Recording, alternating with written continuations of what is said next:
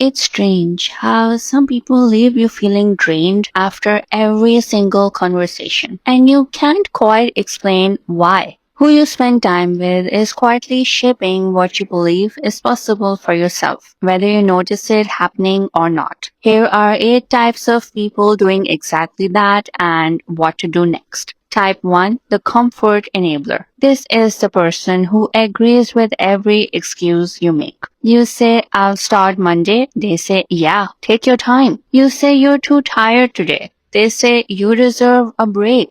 It feels supportive in the moment, but it's actually the opposite. A comfort enabler isn't lying to you. They're just more invested in you feeling good right now than in you actually changing. Real support sometimes sounds like you said you start Monday, it's Monday. If nobody around you ever says that, you'll probably stay comfortable and stuck at the same time. Type 2, the competitor disguised as a friend. This one's sneaky because it doesn't look like anything on the surface. They're friendly, they show up, they seem happy for you, but notice what happens when you actually win something. The congratulations feel slightly delayed or slightly smaller than the moment deserves, or they immediately bring up their own version of the same thing, like they need to level up the score. This isn't about them being evil, it's often subconscious. But if you constantly feel smaller after sharing good news with someone, that's information and not a coincidence. Type 3, the constant complainer. Everything is unfair to this person, their job, their relationship, the economy, their family, none of it is ever their responsibility.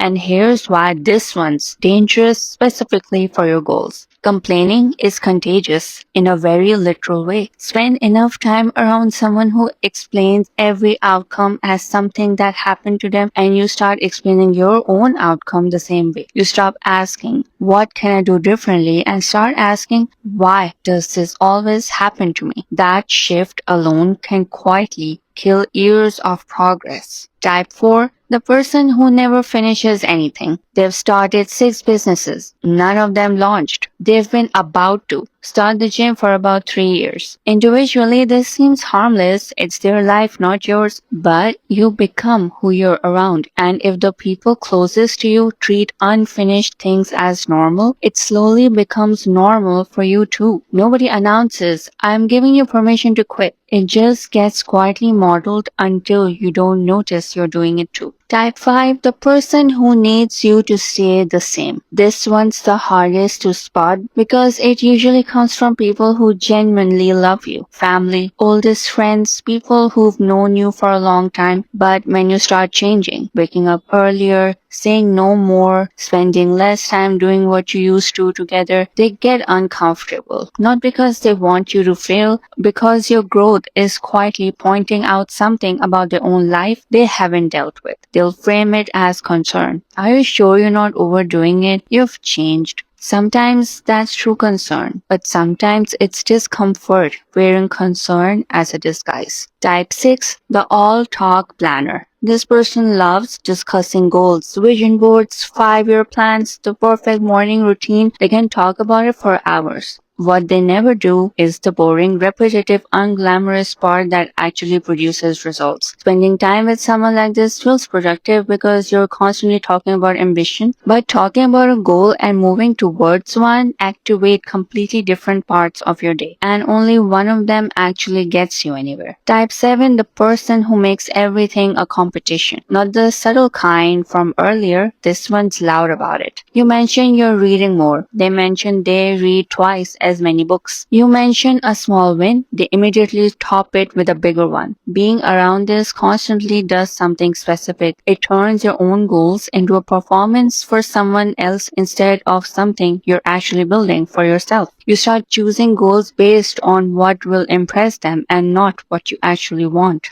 Type 8, the energy drain. Sometimes there is no single bad behavior you can point to. You just notice that after spending time with this person, you have less motivation than you did before you saw them. Less patience, less desire to work on anything. This one's less about what they say and more about a pattern you can actually track. If you pay attention to how you feel for the hour after you're done with them, not during, you'll start noticing who consistently leaves you lower than they found you. So here's the actual test, and it's the same for all the 8 types. After spending time with someone, are you more likely or less likely to work towards what you actually want? Not whether they're a bad person. Most of these people aren't. Not whether you enjoy their company. You probably do. That's why they're still around. Just, do you leave more capable or less capable of moving forward? And now here's what to actually do with this. You don't need to cut anyone off, and for family or long-term relationship, that's usually not even realistic. What you can control is exposure and timing. Spend less unstructured time with people who constantly pull you backwards, and be deliberate about when you talk to them. Not right before you're trying to start something hard, not right after a small win you're still protecting. And notice who leaves you feeling more capable after spending time with them, and spend more time there. You're not rejecting people. You're just paying attention to what actually happens to you around them. Now tell me, which of these 8 hit closest to someone in your own life? Drop it in the comments, and if this one made sense, watch this video next, and till then, take care, keep building.